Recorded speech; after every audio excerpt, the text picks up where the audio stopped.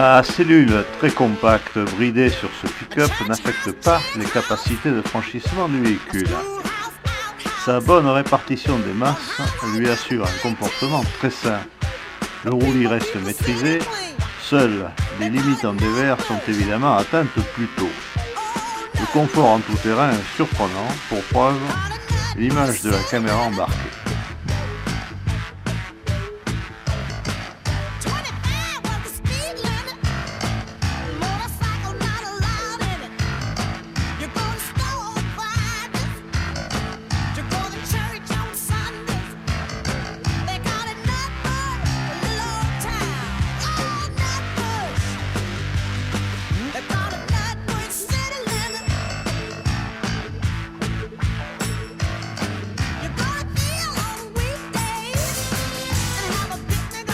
Le comportement sur le sable reste très convenable une fois les pneus dégonflés à 1 kg.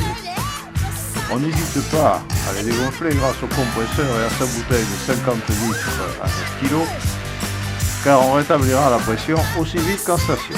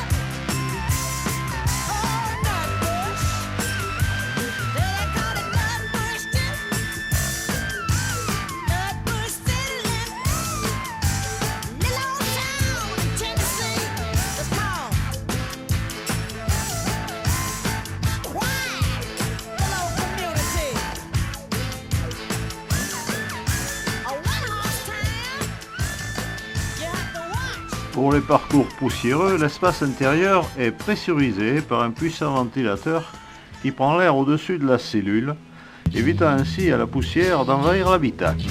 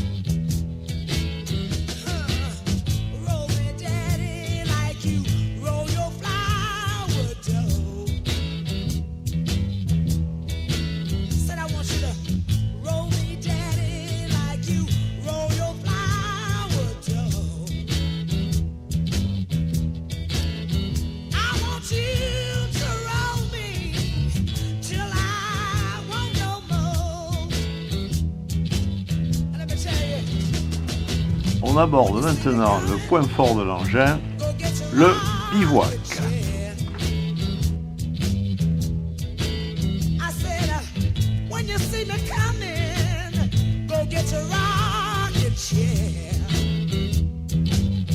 Au bivouac, haillon arrière levé, il suffit de tirer les 2 tiroirs évier et cuisine et d'installer l'eau enfermée, stocké sur le toit, qui va permettre d'avoir un espace clos de 2,90 m de haut. Il est fabriqué en toile à bâche de camion soudé, très solide.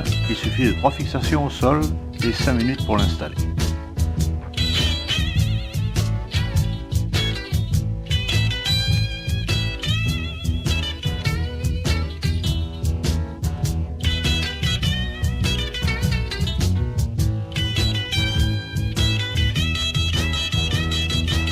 Détail des aménagements.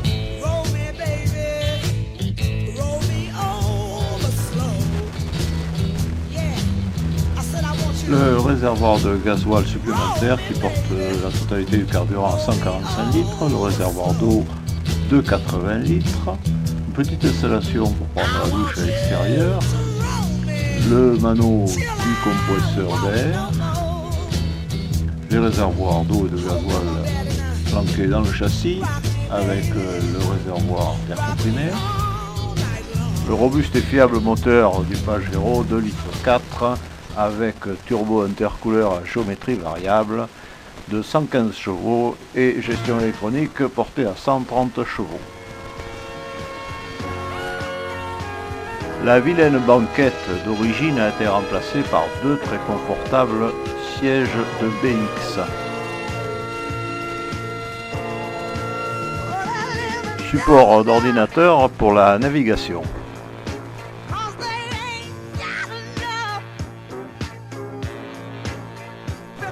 Grâce à la communication, on a accès à toutes les commandes de la cabine depuis la cellule. C'est très pratique.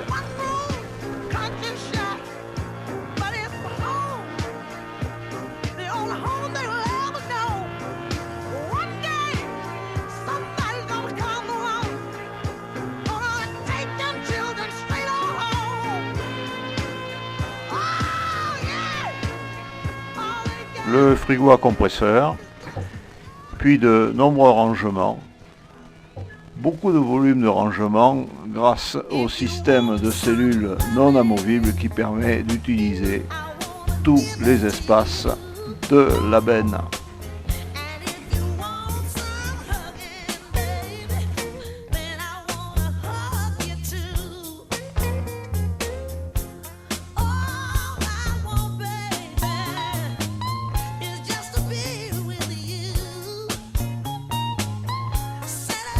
Un vrai matelas qui se replie sur le côté gauche et l'espace peut contenir en plus les oreillers et la couette. La cellule est constituée d'une armature en tube de 30 par 30 solide et rigide.